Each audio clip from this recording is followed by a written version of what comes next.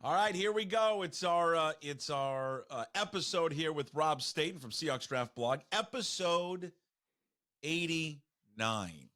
How about that one? Now, when I say 89, do you think of Brian Blades or do you think of Doug Baldwin?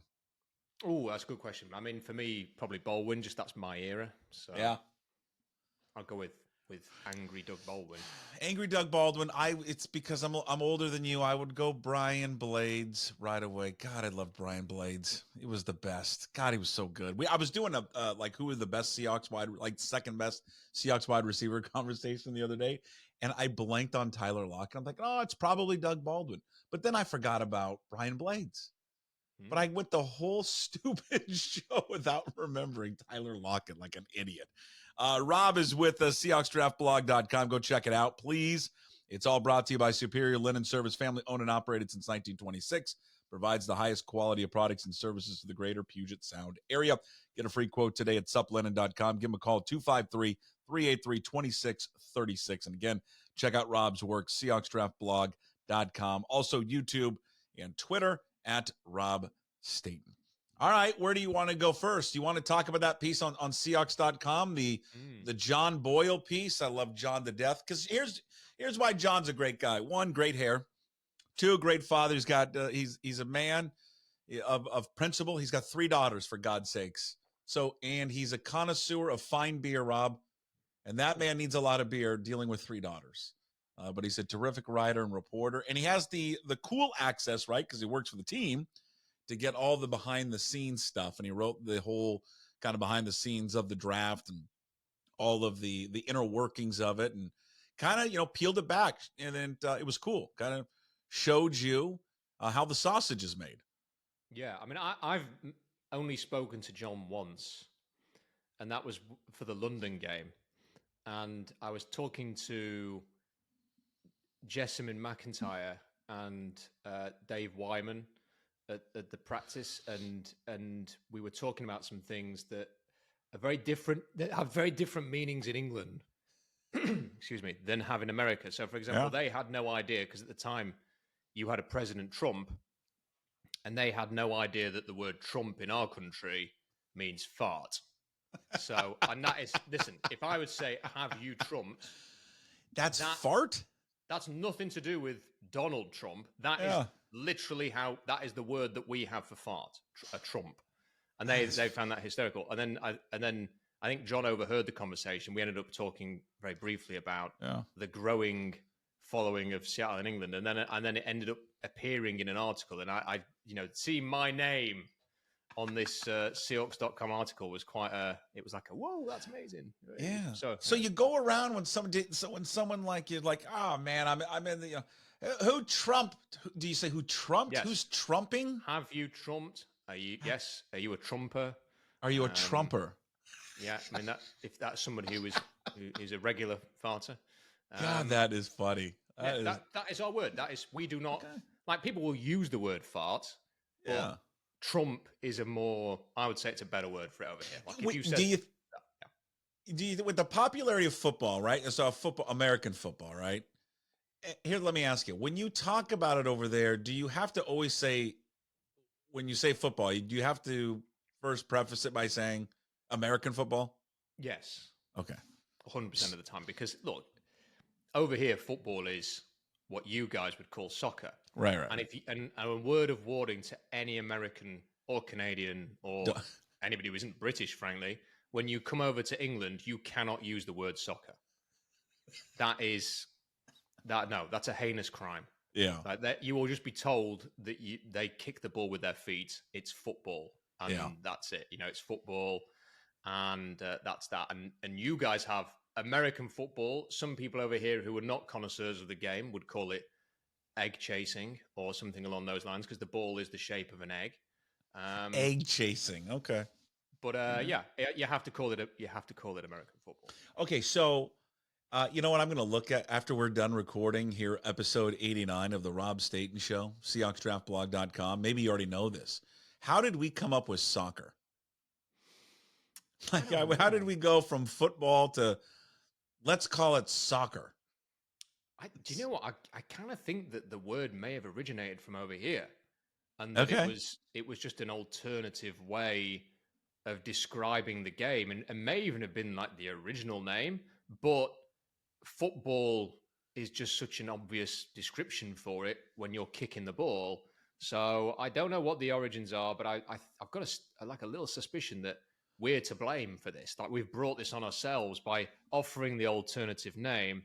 But then it is quite interesting to me that you kind of have Aussie rules football and American football, and there is a bit of kicking in both games, but predominantly you catching the ball. So like handball or catchball or something would be more appropriate. But look, I don't give a toss. Like, I think football is such a great word, and it's apologies to all of your sort of female listeners. It's a great manly word, isn't it? Yeah, like football. Football, yeah. Yeah, I gotta figure that. I'm gonna look this up. I'm reading briefly here, and there's something it might have come from over there. I think you're right. I think it might have been from, if I'm reading this correctly, from a student, I think at Oxford or something. So you guys are to blame. You guys can't get mad at us if we come over there and call it soccer. Sounds like it was you guys that created it.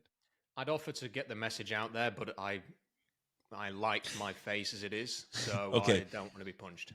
For those who don't know, but many of you do, it's a Rob, the Seahawks Draft blog.com. That's Rob's side project. He works for the BBC. BBC is like, it's the gold standard for radio, I would say, in the world.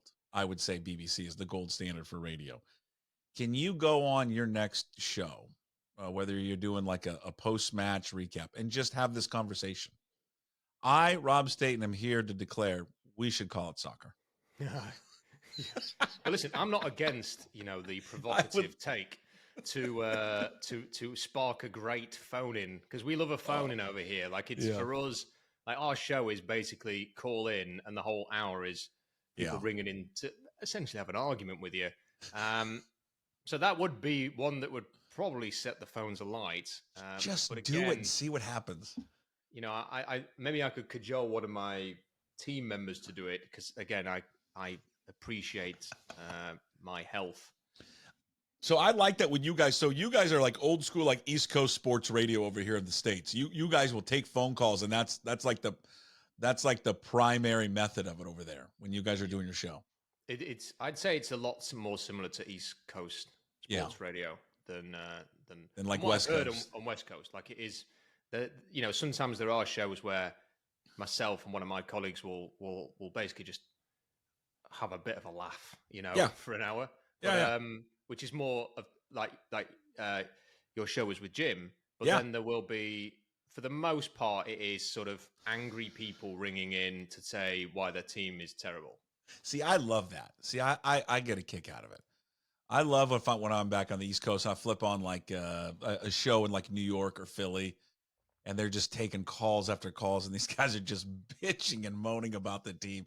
I think it's funny, because it's, here's the thing, right? We're in the like, all of us that do this, like in the entertainment industry, there's a part of it to entertain the viewer, the listener, and I think it's entertaining to watch some guy just lose his mind. It's funny. I always say that is kind of lost in the industry a little bit, that you are there to entertain, and you can't just go out there and do what you want. You right. Do sometimes have to think about, are you, whether it's, and I always think that comes in the form of humor. It comes in the form of provocative sort of opinions, and heated debate more often than not on the radio, and that's what you've got to do. But the interesting thing about us over here, and like the difference in you guys, is I have to host that provocative show or humorous show, and then I'm the one who has to go and interview the manager and the coach, like, and do the commentating as well. So like, I'm calling the game, I'm doing the interview, I'm then doing the radio show, which is you kind of divvy those roles out a bit more in America. Yeah, I got you. Yeah, you can't say too much. You can't say too much shit, because they'll come after you. They'll come the next time they see you, Rob. They'll wring your neck. There's a coach who refuses to speak to me right now at one of the teams. We had a little incident, and another coach. I said to him, I put to him who was going to play left back in one of the games, and his response was, "Maybe you'll play there." He was fired the next day. Well, now's your chance. Maybe you can go in there and play. Let's get back to the original thing, the Boyle piece, Seahawks.com. It's a good read by John, because it peels back the layers. It lets you kind of inside, which is really cool. The draft room, the decisions that are made, the anticipation of the pick, the nervous, feelings inside there before they actually make their selection, the trade talk. What stood out to you? What stood out to you of that piece?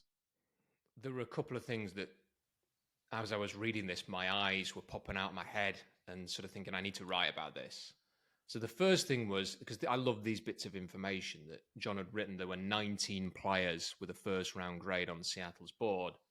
And then a few paras later, after JJ McCarthy was taken with the 10th pick, he said there were still 10 first round graded players on their board, which to me, I'm putting 2 and 2 together there, or 9 and 1 together. And that means there was one player taking the top 10 who didn't have a first round grade. Or to flip it another way, either one of Michael Penix Jr. or JJ McCarthy had a first round grade on Seattle's board. Mm-hmm. So who was it? Which of those two quarterbacks did they think was worthy of a first round pick? And I lingered on that thought quite a lot. Because really, isn't it fairly obvious who it is? You'd think, but I just don't know. Oh, you know deep down who it is. There's no way they had a first round grade on McCarthy over Penix. I mean, look, I'd hope not. But then it was interesting because you've heard so many mixed things. Like we had that report on the day of the first round. The Seahawks tried to trade up for Penix. Then we've had a lot of pushback on that since. A few people have said there was nothing in that. And then now they had a first round grade on him. So it does make you think, look, if he was, because a lot of people thought he might be within touching distance for Seattle. You kind of wonder if Atlanta hadn't taken him, what would they have been interested? Would they have moved up a couple of spots? Would they have usurped? It just made me think, that's interesting. Like it wasn't that they just had, for example, a first round grade on Caleb Williams and that was it. They definitely confirmed had a first round grade on one of those two quarterbacks. Can you imagine? You know what I'd like to be in an alternative universe where we could see the reaction from this fan base and everyone had they been there at 16. Both those guys are available, and they take JJ McCarthy over Penix. God, for you and me and people that do this, that's the crap that we sign up for, because that is pitchforks and the fire and the anarchy that I enjoy about this business, and that would have been fun to cover. I mean, that would have been, anybody doing like you say, anything like this, any shows and online on the TV, on the radio, whatever it was.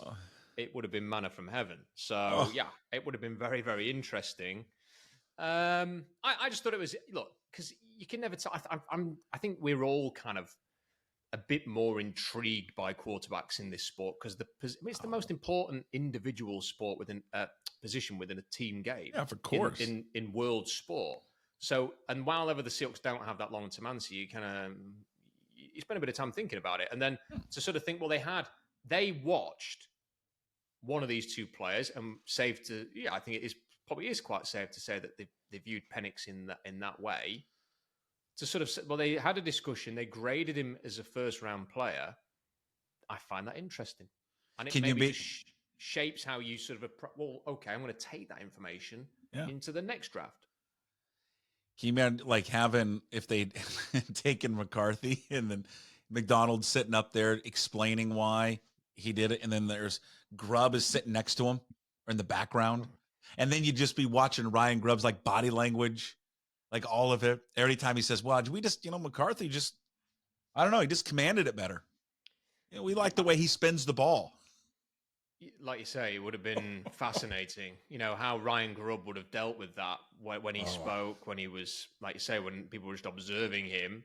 Yeah. But then maybe he would have. Who knows? Maybe he could come out and go, No, I had a higher grade on JJ McCarthy, and then that would have been headline making. But look, like I say, parallel universe. And then the other thing that was really interesting for me in this piece was the talk of the trade chatter around, were they going to move down? And at one point in the article, it says that a team picking in the 20s was offering multiple 2025 picks to move up to 16, but no day 2 picks in this year's draft. And John Schneider said no. Yeah.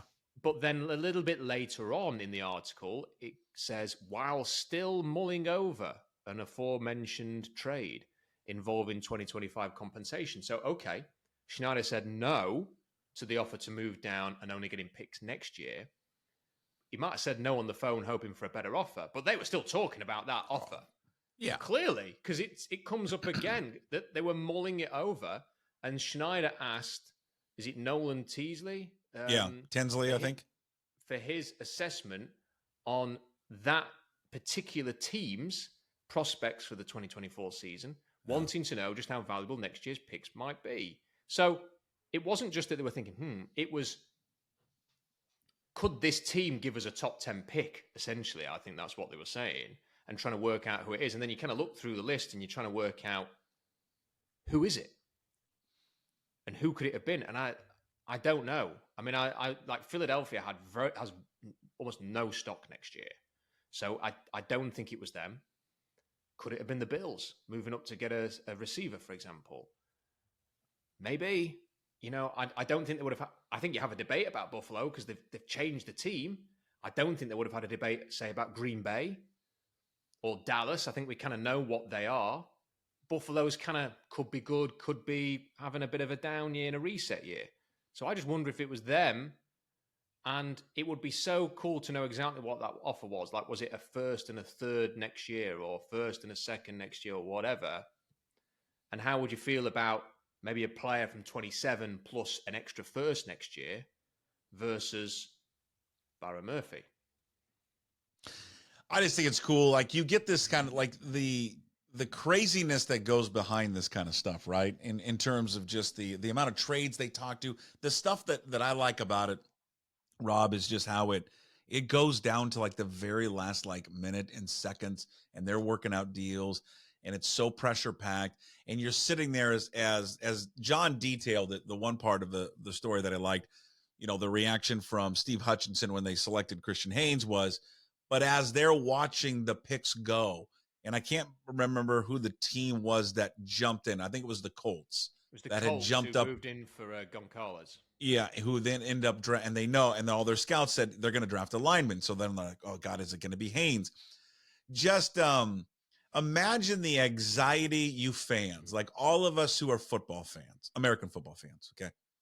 And when you do your fantasy football draft, and you're sitting there and you got your eye on somebody, and it's picking, it's going fast. Like, God, please don't take this guy. I think I'm the only one that's thinking about this guy. Now, times that by, a million for these guys, as they have got, Haynes up on their board as one of, I think it was the three guys or so left that they had like highly ranked and rated.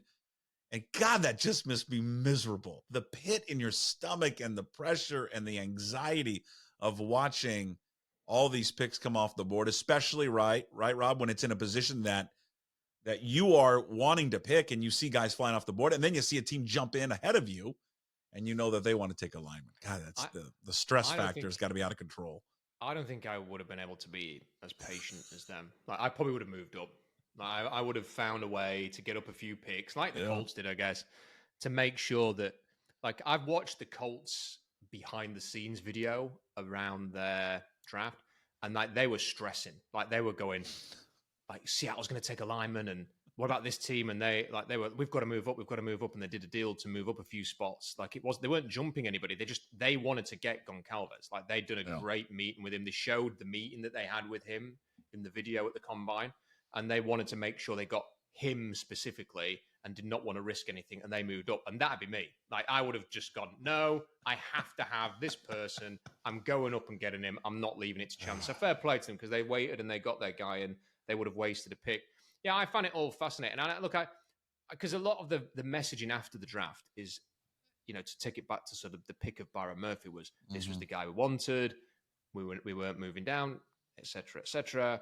I just think this article produces a different angle to that maybe if that team that was looking to move up would have said, we'll give you a second this year and a first next year, I think they'd have moved back like 10. Oh, yeah. I mean, listen, of the years I've covered that thing, I mean, that's like 20 plus years. I get a kick out of it every year that I would be over there and watching it. And then we would do shows and be like, now they're going to come out and they're going to do this press conference and they're going to say, the first thing they're going to say is, this is the guy we always wanted. And they do it. And they're not the only team. I mean, every team does the same thing. Oh, this was the guy. Oh, really? This was the exact person you want. Oh, we always wanted him here. Well, if you always wanted him here, why'd you trade down? You could have just taken him right then and there. Like, it's like they always do that with Russell Wilson. Oh, we just had our eyes on him the whole time, just sitting there. Well, if you loved him that much, you would have taken him in the first round. Like, how did they wait till 75 for that? Like, if they really loved Russell because Wilson, they loved him because they loved him to a point. There was to a point that they liked him. So, but it was cool. I love the quote there by Hutchinson on Christian Haynes, which I think we talked about this before. I think we both would be disappointed if he wasn't the starter, right? Oh, yeah, crushed. Yeah. I mean, you drafted him in a full round earlier than Anthony Bradford and a year after Bradford. If they really believed in Anthony Bradford, they'd have just made him the starter. Right. They've drafted somebody else at his position. So that says to me that they don't see Bradford as the guy. You and me were talking about this before, and it's funny that it was the same thing that I noticed. It was weird.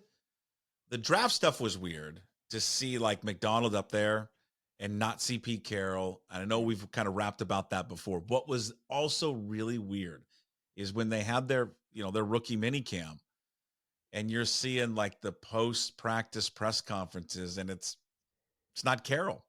There's no footage of him running out there with his, baggy pants and his Monarchs and his white gloves, throwing the football. And there's Mike McDonald with that chiseled jaw, the hat, very serious, does not smile ever.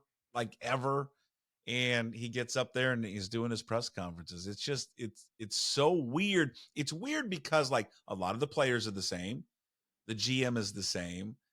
But you've been so ingrained over the last 14, 15 years to see that guy. And it was cool at the same time. It was refreshing in a way, and it was just odd at the same time. I agree, but I also think I can only speak for myself. I thought it was just so refreshing to hear somebody else.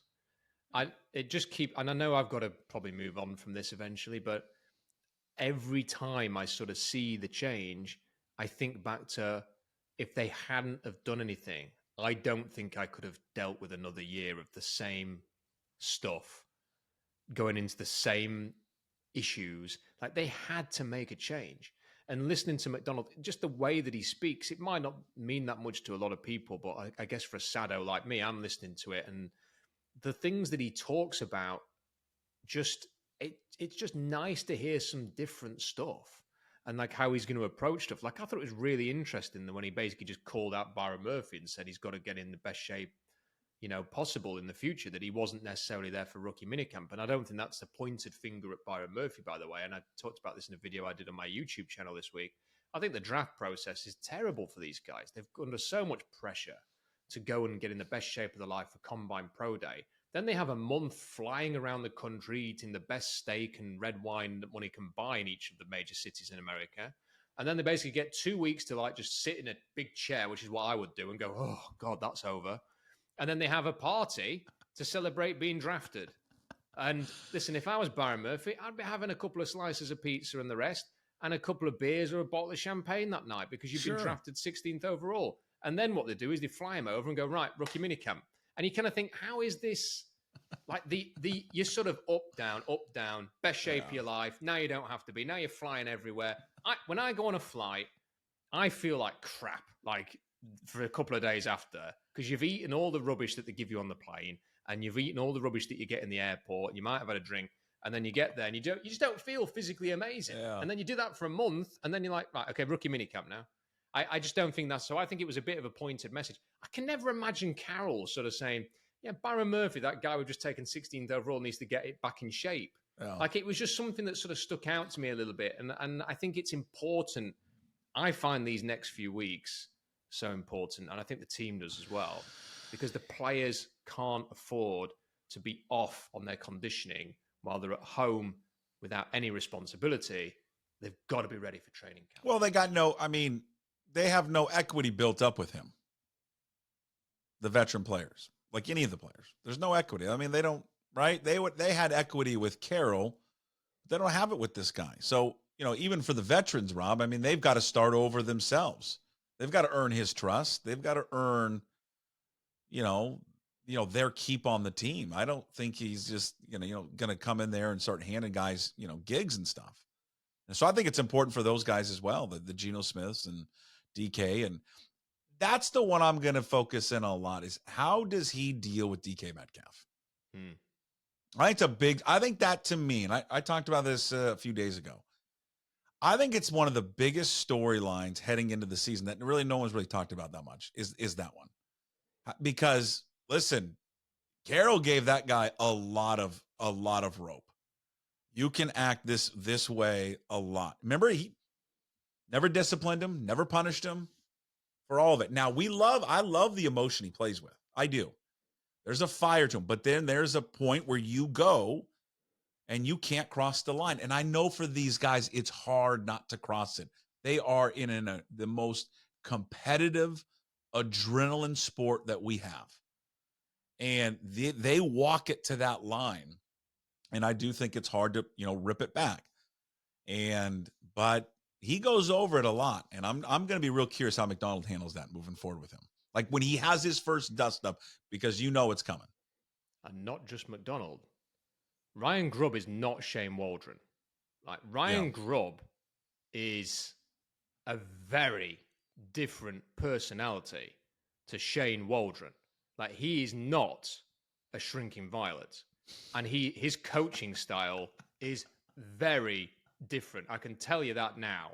Like he is not going to be for everybody. No, he's old school. He is old school. And this is, it might even be more Grubb than McDonald. Like they are going to expect DK Metcalf to be a vital part of this offense. And he can't be a vital part of this offense if he's giving stupid penalties away or having a little meltdown, having a little temper tantrum. So I think DK is great and a vital part of this moving forward. I'm not one of those people who constantly goes on about trading the guy or anything like this. But it is going to be interesting to see how he and the new staff get along for that reason, because I could easily see a very different approach when he launches someone into row N of the stadium because he wasn't happy with the way they were dealing with the coverage, gets a flag and comes back to the sideline. And it might not be in that exact moment that he gets a dressing down, but on Monday, it ain't going to be Carroll's approach to it anymore. Yeah, I mean, I could see it. I agree with that last part. I could see it, right away. I mean, I don't know. We don't know what he's going to be like as a head coach, Mike McDonald. How will he act on the sideline? None of us know because he hasn't done it. I don't know what he's going to do. Is he going to rip into him? Is he going to have? I mean, I'm just trying to think back if I've ever remembered John Harbaugh really lighting up a player on the sideline. I don't know. Maybe he has. I don't know. My first Harbaugh take put up with a lot. I mean, Harbaugh had Earl Thomas, Odell Beckham. Yeah. I mean, Lamar's had his moments. Yeah. They've dealt with a lot of drama, and I have to say, kind of dealt with it similarly to Seattle under Carroll. Yeah, I wonder how it's handled behind the scenes. Yeah, but I think it's going to be fascinating to watch because I think there was a lot of leeway there for DK for a long time, and DK is not unlike any superstar player in any sport. The superstar players always get leeway. They always do. You hold superstar players are held to a different standard, in front of the other players than the, backup, the third stringer. I mean, that guy falls asleep in a meeting, he's out. The star player falls asleep in a meeting, he's fine. Just wake him up. Yeah. So, I mean, they're always treated differently, but yeah, that's the area. I think we all agree where DK's got to clean it up. You just can't do the stupid penalties anymore. That puts this team behind. I can also say another area where he has to clean it up. I think this is a huge year for him because he's now going to have to Puckett, I felt this since he was his first season. He has got everything he needs to be great, and he has never taken that next step. Like, he does not do what, for example, Julio Jones does, which is you're not open, but you are. I'm going to throw it in your general direction, and you are just going to moss that guy and come down with a football. He does not do enough of that, and his hands are quite inconsistent at times. So I think Ryan Grubb is the offense is somewhat going to be tailored to getting him in 1v1 matchups. He's going to probably, my guess would be he's going to get more targets this year than at any point in his career, and it may be significantly so. And they're going to almost force the ball to him. So now it's go time for DK Metcalf. You are going to get those opportunities. You've got to come down with them. You've got to be an X factor. You've got to go and take the next step this year. You know what, to me, and then I think the added, element to Grubb and his offense is, like, how much is he going to move him around? Now, maybe someone would say, oh, no, Shane Waldron and whoever else. I lose all the coordinators who were before that. Schottenheimer. Maybe they moved him around more than you think. But it just watching, and just like in memory, like, he just never felt like we moved him around enough. Got him inside. Let's match him up on a slower player in the slot. Just do different things to get him open. I'm kind of with you. I would imagine Ryan Grubb is going to do everything he can to kind of feature him. And he's got the ability to there's no one else like him in the league that is that size, that fast. He's just a physical specimen that they just need to, like, he's a big, like basketball, like he's a hoop player. Just feed him the post, get him in the post and feed him the ball over and over and over until the defense just adjusts to it. You remember maybe you can recall this better than I can. I'm getting older, Rob. I'm older than you. My memory's going. Okay. I think it's going fast. Was it the Niners playoff game where he was just a beast? Yeah. The season before last. Yeah, on the road. He dominates that game. Yeah, okay. From a pass catching point of view. Yeah. That's what I want. I mean, I know it can't be like that every game, but consistently like that. He was the best player on the field that day. What I'd like to see is, I don't even remember this play. So I think it was in his rookie season, and it was the game where the Seahawks and the Buccaneers, I want to say it went to overtime. Seattle won. It was a high scoring game. And I think he scored to, late in it might have even been the game winner, and he was coming across the field and he caught it, and then on the run, and then turned upfield and burnt off everybody for like a huge 60-yard play. And I remember watching that and thinking, why the hell do they not use him more, like inside, running across the formation? All of his routes felt so basic under Waldron, and every route felt basic. It felt like there was no real creativity there whatsoever. So when I interviewed Jack Westover, and he's using words like the guy's a mad scientist as an offensive coordinator, it was music to my ears, because I think we now have an incredibly creative, adaptable offensive coordinator and an incredibly creative, adaptable, visionary defensive coordinator as the head coach. And that is exciting. You know what I have found myself coming back to it when I think about this new version of the Seahawks, right? Without Post Carroll, is I have found myself and I know why. I know the reason, because I'm in the city and I just watched it for 2 years. I'm more excited about what they're going to do offensively than what Mike McDonald's going to present defensively. That's interesting. Yeah, like I'm way more excited about what Grubb's going to do. I've not really thought about that, because I think part of the problem for me is that I find it hard to be that excited about the offense until I can get excited. And again, I know that I'm going to feel the wrath of the Geno Smith fan club here. But Geno, come on. He didn't write back. Yeah, elite Geno Smith, top 10 QB. Whenever you bring this up, you always run the risk of that. But I'm not that excited about Geno and Sam Howell as a competition. I'm sorry. Gotcha. And for that reason, and I am excited about the defensive line. So I'm sort of, and look, I'm excited by Mike McDonald took over, like, what was that, the 29th best defense in Baltimore. Then they were 8th in his first year and 1st in his second year as a coordinator. So I think there's a great chance for Seattle to elevate themselves to that extent. I don't think it's that preposterous. The Ravens were not a star-studded defense, and Seattle already has arguably more star players than the Ravens ever had. They just have different types of players. So I think the defense could become very good very quickly. And I'll be very excited about this offense when they draft a freaking quarterback. Sorry. It just, you know what, guys? You can hit him up on social media at Rob Staton and just ask him, why does he hate Geno Smith so much? Yeah.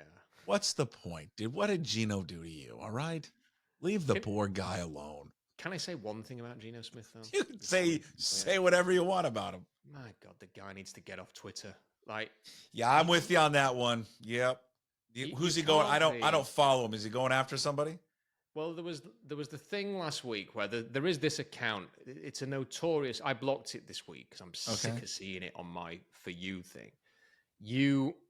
He's one of these accounts where it's probably just some kid in his like bedroom somewhere, and has called himself an insider. Yeah, and therefore tweets stuff out as if my sources are saying this, and it's unbelievable that he has about 17,000 followers, that there are basically 17,000 idiots that should all be taken to a football stadium and just be lectured by somebody and go, you are all idiots. No, like I got a better solution. We did this on the radio, okay? And we'll bring it back here, and I'll have the sound effects soon. See, for those people, Rob, that you don't like, and I don't know them, but I'm going to take your word for it. These are idiots, these 17,000 people.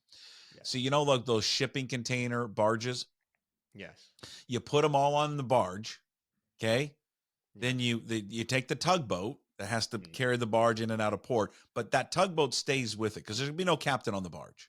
Yeah. And then you take the barge out the Pacific Ocean, and then the tugboat cuts off, and you say, "We'll see you later," and then it just floats. And that's what happens to them. That's you want to do that to them? That's a more dramatic. It's not. Of course, it's dramatic. But that's what we're doing here. You don't like them? Let's get rid of them. Yeah, maybe an effective solution. But regardless, there's this guy and he posts absolute nonsense. Like it was the other week he posted that Brandon Ayuk had requested a trade and that the Steelers were trying to trade for him. And Brandon Ayuk's agent quote tweeted this and just said, "You are talking utter bollocks."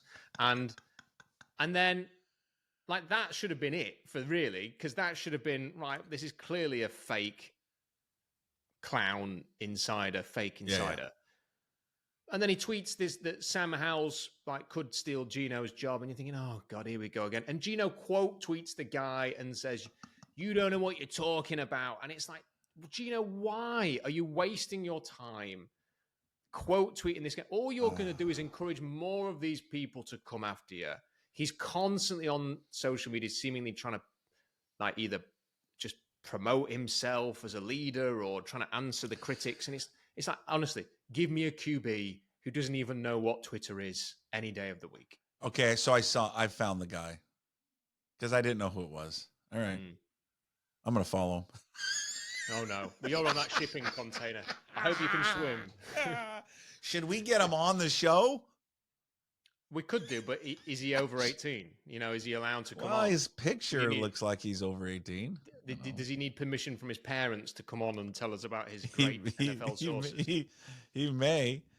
What did so they cut the Cordero kid, right? They released it, so they have two quarterbacks again. So they're just going all this offseason talking about how he was going to draft a guy. We need more quarterbacks.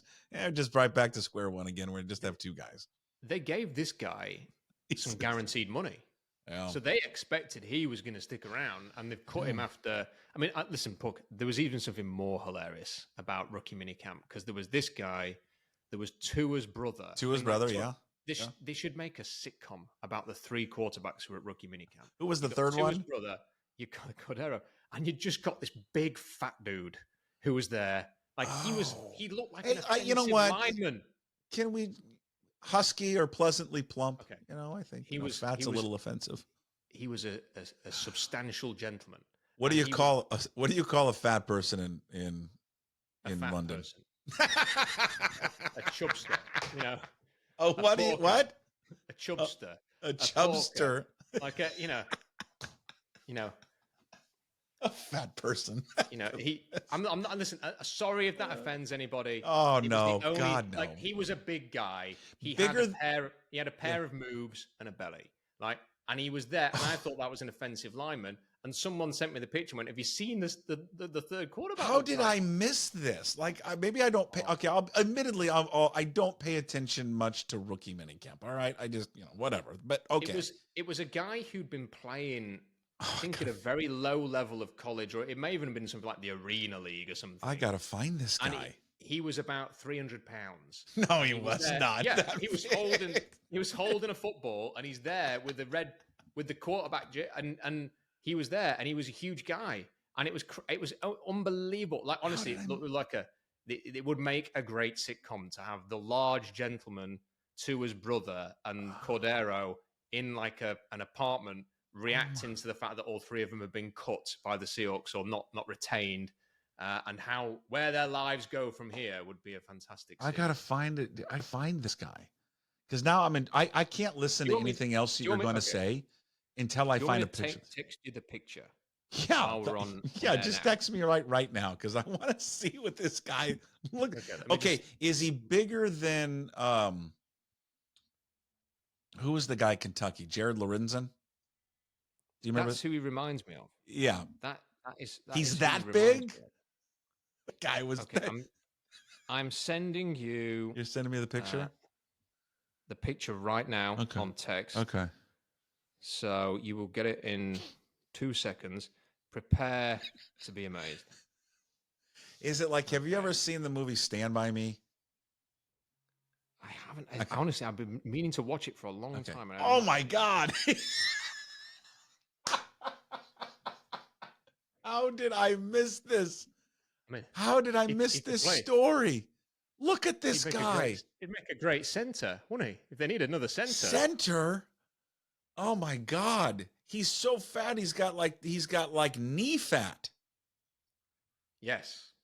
Look at the belly. What's his name? He was their third quarterback during rookie minicamp. I'll be honest with you, Rob. I kind of want him back. I would go to a preseason game just to watch this Tubbo play. Oh yeah, without a doubt. Okay, do we know his name? Okay, we got to find his name. I got to get him on. Like, what did he eat? Look, his gut is just hanging. It's just great. Again, like, apologies if I've offended anybody by poking fun, but he is. When I saw it, it was just one of those. Didn't expect to see that today. I'd heard he was big, but I didn't expect that. Oh, it's like what's that movie with Rob Schneider? What is that movie? The one with Jack Black. That's one big bitch. That's a huge bitch. God, what movie is that? I'm giving you all these movie references, and you're like, "What the hell are you talking about, you American?" That is another one I haven't seen, but it was this guy was very unique. And look, I think you're absolutely right. If preseason can be a bit of a chore, throw him out there for a half, and then see what he can do. And then at halftime, he gets to participate with other guys from the stands, like in a pie eating contest. Yes, that would be so awesome. Competitive eating, like in between series. Yeah. How many can he eat before he has to go back out there? Like, the thing is, though, is like I'd love to know who. I'd pay a lot of money for that. But who made the call on signing him? And I'd love to know what Mike McDonald and Ryan Grubb's reaction was when they saw him rock up for rookie minicamp. Can you imagine if he had a competitive eating in between series, and he's over there throwing, like, Joey Chestnut, he's throwing down 20 hot dogs, and then Grubb's like, all right, Tubbo, you got the third series, let's see it. Can I suggest something? What if he'd actually lost a bit of weight to get ready for rookie minicamp? He probably did. Be surprising. He probably shed a bit of weight. Okay, here it is. Okay, I think his name is it Corey Curtis? That sounds about right. Okay. Corey Curtis. God, this is, you know what? I can't believe this slipped me. This is right in my wheelhouse. He and I are together. Oh, he's on Instagram. We should follow him there. He's a former Ohio State quarterback. 24/7 Sports had listed him at 6'4", 225. That was back then. And then I think he went to. Yeah, it is definitely that guy. Yeah. Yeah. Yeah. I think he transferred to. Oh, I got to find some more information on this one. I think he transferred to an FCS school, I think, to go play. But hey, good for Corey. God, he's a big dude, though. He can say that he was at an NFL rookie minicamp, and I will never be able to say that. So that's true. That's true. That's true. He's got to go to Instagram. Hey. Despite, I'll say this, Rob. Hey, he's a big bone kid, but he's got a pretty hot wife or fiance. So good for him. Well, that is good for him. But I also think it would have been very interesting to sort of see Jared Versenko kind of hanging off this guy and get him down for a sack. I don't think, or just keep him for like a Tebow package or something. Yeah, he could be lined up at quarterback and then be like another tight end on the end. Yeah. I mean, they could run behind him. I'd ask a legitimate question. Would you rather have this guy or the tight end from Michigan as the blocker? This guy I think is bigger than the tight end. I think this guy could get the job done in the red zone. Oh, well, that's what we've accomplished today, Rob, on the show. That's what we've accomplished. All right. You're not satisfied until the Seahawks get rid of Geno Smith. We like John Boyle's piece, and we spent 10 minutes talking about the Tubbo rookie mini camp quarterback. Yeah. That's what we accomplished. Life's never dull with the Seahawks, and it's not. They made for 10 minutes of quality content. They're the best. You're the best. What do you got for all the people that want to read and watch you? Give them all the info. So it's a video fest on SeahawksDraftBlog.com at the moment. I have our show is doing my day job is doing a huge live show at the City Hall at the end of the month. So a lot of my time for the next 2 weeks is going to be built preparing for that. So I'm going to try and squeeze in some 2025 stuff, but if not, that'll be in June. But I will keep chucking a few videos out. So and in the meantime, as we go through this incredibly dull period in the NFL season. It's dull, but they'll always find something to keep you hooked. Next week they'll release the schedule, and that will turn. My God! The schedule. Then Jesus, but they'll dominate it. They'll dominate the night. But I get to pick. I'll be looking at that, and I'll be saying to my wife, right, which game am I going to? Okay. And she'll be going, none of them. And I'll be going, no, don't be like that. What about this one here? And then in the end, I'll grind. Will you'll come out to Seattle? I try and get out every year. So, my son who shows very little interest in the Seahawks keeps telling me that he's now interested because I think he wants to come on the trip as well. So, I will have a look and see what I fancy. I've never done a road game, so there's always that prospect as well. So, but I try and match up the college and the NFL. So it would also depend if I can, if there's a very attractive college game in the area, then I can go and watch that as well. Then well, you got a place to stay here if you'd like. You crash in the basement. All right. You're the best. Rob Staton with us every Thursday. We talk Seahawks. Episode 89 in the books, all brought to you by Superior Linen Service, family owned and operated since 1926, provides the highest quality products and service to the greater Puget Sound area. Get a free quote today at suplinen.com. Give them a call, 253-383-2636. Next week, Rob, we'll talk to you then.